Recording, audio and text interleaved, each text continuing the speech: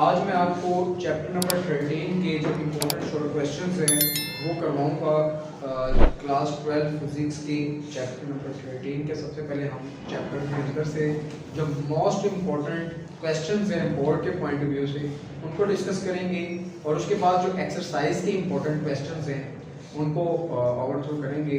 तो सबसे पहले आपका जो very first question, do bend in a wire effect its electric resistance explain, यानी कि जो वायर के अंदर बेंड होता है वो इलेक्ट्रिकल रेजिस्टेंस को इफेक्ट करता है या नहीं करता। So let's try to discuss this question.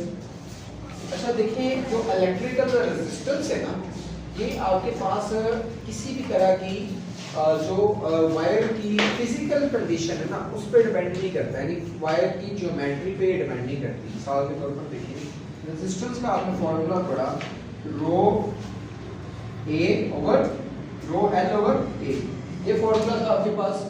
तो इसको आपने देखना है कि इसमें क्या वायर की फिजिकल कंडीशन, बेंड वायर का मतलब है जो वायर को मोड़ देना, तो इसमें वायर की बेंड के रिलेटेड कोई भी जो है ना आपके पास ऐसा यहाँ पे टर्म मौजूद नहीं है कि रेजिस्टेंस को चेंज करते हैं। तो रेजिस्टेंस लेंथ, एरिया और रेजिस्टिविटी पर डिपेंड करती है, ना कि लेंथ पर डिपेंड करती है। तो सॉरी, ना कि बेंड पर डिपेंड करती है उसकी शेप पे। तो बेंड जिस तरह का भी आ जाएगा उससे रेजिस्टेंस पे इफेक्ट नहीं होगा और उसकी रीजन ये आपको। Second question, why does the resistance of a conductor raise with the temperature, यानी कि जो कंडक्टर की रेजिस्टेंस होती है वो इसमें आपने रीजन बतानी है कि टेम्परेचर के साथ रेजिस्टेंस क्यों बढ़ सकती है। तो सेकंड क्वेश्चन में आपने क्या बताना है कि रेजिस्टेंस का टेम्परेचर के साथ क्या ताल्लुक है। तो देखिए, मिसाल के तौर पर आपके पास जो एक कोई भी मटेरियल है ना, आपको पता है कि वो मटेरियल कुछ एटम से मिलके बनता है, मतलब ये मुख्तलिफ एटम्स हैं जिन्होंने इस मटेरियल को कंपोज किया है। Every material in the universe is composed by some atoms, और आपको पता है कि एटम्स हर वक्त मोशन में होते हैं और वो काइनेटिक एनर्जी कुछ ना कुछ होल्ड किए होते हैं। तो ये तमाम जो एटम्स है ना, ये वाइब्रेट कर रहे हैं। Oscillatory motion of the atoms जिनको हम कहेंगे, तो ये जो इनकी ऑक्सीलेटरी मोशन है ना डियर स्टूडेंट्स, ये ऑक्सीलेटरी मोशन बेसिकली उसकी एनर्जी होती है। जितनी ज्यादा एनर्जी किसी भी मटेरियल की होती है उतनी ज्यादा ऑक्सीलेटरी मोशन होती है। तो जैसे ही हम टेम्परेचर रेज करते हैं एटम्स को एनर्जी मिलती है, वो ज्यादा एनर्जाइज होकर ज्यादा वाइब्रेशन शुरू कर देते हैं, उनके amplitude of the vibration increase हो जाता है with the increase of the temperature. So as the temperature will increase, the amplitude of the vibrations will also increase, and the result and the consequences of this increase of the amplitude we will see the increase of the resistance. अब यहाँ पे थोड़ा सा इसका जो है ना वो कॉन्सेप्ट समझ ले कि बेसिकली रेजिस्टेंस क्या है। रेजिस्टेंस बेसिकली क्या है, ऑपोजिशन द करंट, यानी करंट को जो फ्लो होने में ऑपोजिशन मिलती है, जो एटम्स उसको रोकते हैं। तो देखिए, जैसे जैसे वाइब्रेशन बढ़ेगी टेम्परेचर से इन एटम्स की, तो जब इलेक्ट्रॉन यहाँ से एंटर होना चाहेगा, तब यहाँ से एक इलेक्ट्रॉन एंटर होगा और यहाँ से निकलेगा, तो उसको क्या मिलेगा, यहाँ पे ज्यादा एटम से टकराने का मौका मिलेगा। जब ज्यादा एटम्स ज्यादा जोर से वाइब्रेट कर रहे हैं, ज्यादा एम्पलीट्यूड के साथ वाइब्रेट कर रहे हैं, तो ज्यादा चांसेस होंगे इलेक्ट्रॉन उनसे टकराएंगे। ऐसे ही है, इसकी वजह से उसको ज्यादा ऑपोजिशन को फील करनी पड़ेगी, और इस ऑपोजिशन के ज्यादा को ही हम रेजिस्टेंस कहते हैं, यानी जितनी ज्यादा ऑपोजिशन। इस तरह से रेजिस्टेंस बेसिकली टेम्परेचर के साथ क्यों बढ़ती है, क्योंकि टेम्परेचर से एम्पलीट्यूड ऑफ द एटम्स बढ़ जाते हैं, और एम्पलीट्यूड ऑफ द एटम्स बढ़ने की वजह से ज्यादा ऑपोजिशन फील करनी पड़ती है, चार्जेस को फ्लो होने में, इस वजह से रेजिस्टेंस बढ़ जाती है। इसका थर्ड क्वेश्चन है, is the filament resistance lower और higher in a 500 watt 220 volt high light bulb than a 100 watt and 220 watt bulb।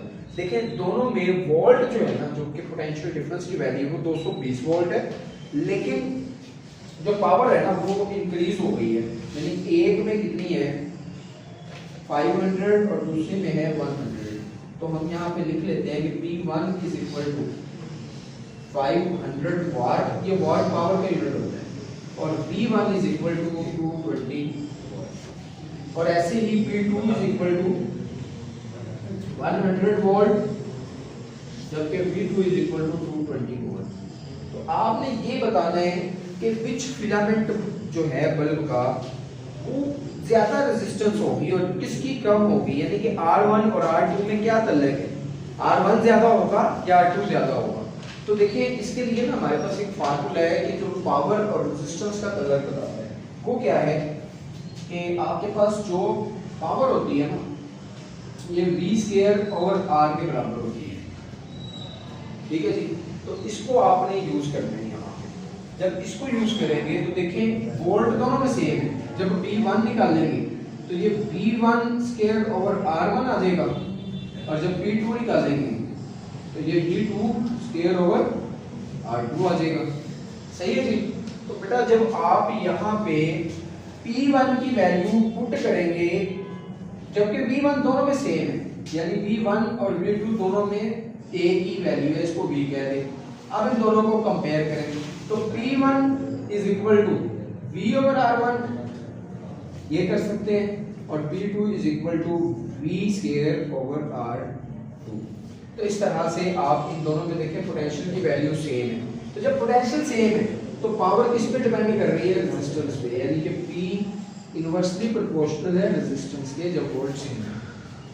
जब P इनवर्सली प्रोपोर्शनल है रेजिस्टेंस के तो आपने देखना है पावर किसकी ज्यादा है, तो पावर है फर्स्ट वाले की ज्यादा, तो रेजिस्टेंस उसकी क्या होगी, कम। तो हम ये कह सकते हैं कि R1 इज क्या कहेंगे, स्मॉलर देन R2, यानी कि R1 जो है वो कम होगी क्योंकि उसकी पावर क्या है, ज्यादा है। तो इस तरह से आप ये क्वेश्चन सॉल्व करेंगे। उसके बाद क्वेश्चन नंबर 4 पे आ जाइए। ये आपकी एक्सरसाइज के मोस्ट इंपोर्टेंट क्वेश्चंस डिस्कस होते हैं कि जो बोर्ड में बार बार आए हुए हैं, बहुत दफा पूछे गए। What is wheatstone bridge, how can it use to determine an unknown resistance. तो ये बड़ा ही मतलब सिंपल सा एक डेफिनेशन है ब्रीडस्टोन ब्रिज क्या होता है कि इसमें हम रेजिस्टेंसेस को एक स्पेशल अरेंजमेंट में अरेंज करते हैं और इसकी मदद से हम अननोन रेजिस्टेंस का पता कर लेते हैं। इसकी डायग्राम अगर आपको आ जाए तो बहुत अच्छी बात है, डायग्राम बना दें इसकी, और इसके साथ आप इसका जो रिलेशन आपने प्रूव किया है वो साथ आपने लिख देना है। और यहाँ पे आप एक गैल्वेनोमीटर लगा देते हैं और यहाँ पे बैटरी लग जाती है। तो इस तरह से आप इसके डायग्राम भी बना सकते हैं, और इसका जो रिलेशन है R1 over R2 is equal to R3 over R4, इसको आप यूज करते हुए अगर आपको 3 रेजिस्टेंसेस पता हो तो आप चौथी रेजिस्टेंस इस रिलेशन की मदद से मालूम कर सकते हैं। उसके बाद क्वेश्चन नंबर 5 है, how can you compare EMF of two batteries with the help of a potentiometer. यानी आप दो बैटरीज की ईएमएफ को कैसे जो है वो कंपेयर कर सकते हैं with the help of potentiometer. तो पोटेंशियोमीटर एक ऐसा डिवाइस होता है कि जिसमें एक हमने अननोन रेजिस्टेंस लगानी होती है और दूसरी नाउन रेजिस्टेंस लगानी होती है। तो इसमें क्या करते हैं कि हम जैसे मिसाल के तौर पर ये E1 ओवर E2 करेंगे और इस तरह से इसके रिलेटेड जो लेंथ होंगी इनकी रेशियोज आ जाएगी। ये बेसिकली लेंथ की रेशियो की मदद से हम दो बैटरीज की ईएमएफ की वैल्यूज को कंपेयर कर सकते हैं। तो ये बेसिकली कंपैरिजन इसकी मदद से हम कर सकते हैं। उसके बाद क्वेश्चन नंबर 6 है, under what condition terminal voltage is greater than the EMF of the battery. ये तो एक कांसेप्चुअल क्वेश्चन है, इन कंडीशंस के अंडर जो बैटरी की ईएमएफ है उसकी वैल्यू टर्मिनल पोटेंशियल से ज्यादा हो जाती है। तो ये उस वक्त होता है कि जब बैटरी चार्ज हो गई होती है, जब बैटरी एज एनर्जी सप्लाई काम नहीं कर रही होती बल्कि बैटरी एज अ लोड काम कर रही होती है। उस केस में क्या होता है कि इंटरनल रेजिस्टेंस उस बैटरी की जो इंटरनल उसकी ईएमएफ है वो बाहर से एनर्जी ले रही होती है। तो बाहर इसका मतलब है कि उससे ज्यादा डेफिनेटली एनर्जी का सोर्स मौजूद होगा, तो इस वजह से बाहर ज्यादा पोटेंशियल डिफरेंस बन जाता है as compare to EMF of the battery. फिर give two uses of potentiometer. तो पोटेंशियोमीटर के दो यूजेस। अच्छा, पिछले मैं क्वेश्चन का यहाँ फॉर्मूला भी लिख देता हूँ, किस फॉर्मूले से आप इसको करेंगे। ये देखें, जो ईएमएफ है ये बराबर है, जब चार्ज हो रही होती है ना इसका बीएमएफ बराबर हो जाती है V प्लस आई स्मॉल r, यानी ऐड हो जाता है। यानी कि आप इसमें जो V है जब ये जिस चार्जिंग का तब ये रिलेशन है, जब चार्ज होगा तब ये हो जाएगा। एक्सटर्नल जो पोटेंशियल डिफरेंस है ना वो ईएमएफ प्लस आईआर हो जाएगा। अब ये ईएमएफ तो बैटरी की जो अपनी ईएमएफ है वो है, और आईआर जो इसको ये करंट दे रहा है बाहर से ना, बाहरी वाला सोर्स, तो ये रिलेशन तब हो जाएगा थोड़ा सा चेंज। फिर उसके बाद give two uses of potentiometer. Potentiometer के दो यूजेस के हैं। पोटेंशियोमीटर अभी जैसे हमने एक यूज देखा है इसका ऊपर कि ये बैटरीज को कंपेयर करने का यूज होता है, दो मुख्तलिफ ईएमएफ की बैटरीज को, और दूसरा इसका ये यूज है कि इससे आप मुख्तलिफ जो है ना बैटरीज की अननोन ईएमएफ मालूम कर सकते हैं, जिसकी ईएमएफ आपको मालूम नहीं है। तो इस तरह से आप उसको मुख्तलिफ पर्पसेस के यूज कर सकते हैं। तो ये जो 8-7 क्वेश्चंस हैं आपके, ये बोर्ड के हवाले से बहुत इंपॉर्टेंट थे। इस तरह चैप्टर के अंदर से कुछ आपको एमसीक्यूज भी क्विकली बता देता हूँ। ये आपके सामने यहाँ पे शो हो रहे होंगे एमसीक्यूज, इनको मैं आपके सामने डिस्कस करता हूँ। पहला एमसीक्यू देखिए जी, the rate at which the battery is supplying the electrical energy is the. तो ये फर्स्ट एमसीक्यू का ए ऑप्शन है, power output, power input, electrical power, या बोथ ए एंड सी। तो क्या राइट ऑप्शन बनेगा? पावर आउटपुट भी कहते हैं बैटरी सप्लाई। आप देखिए यहाँ पे बहुत सारे बच्चे कंफ्यूज होंगे। सी ऑप्शन में आपको नजर आ रहा है कि इलेक्ट्रिकल पावर है। इलेक्ट्रिकल पावर जो है ना, ये बिल्कुल इसकी डेफिनेशन है कि the rate at which battery supplying the electrical energy is called electrical power. But यहाँ पे आपने कंफ्यूज होकर जल्दी से टिक नहीं करना, आपने चारों ऑप्शन देखने हैं, क्योंकि बोर्ड में ऐसे एमसीक्यूज आते हैं कि जो कंफ्यूजिंग होते हैं।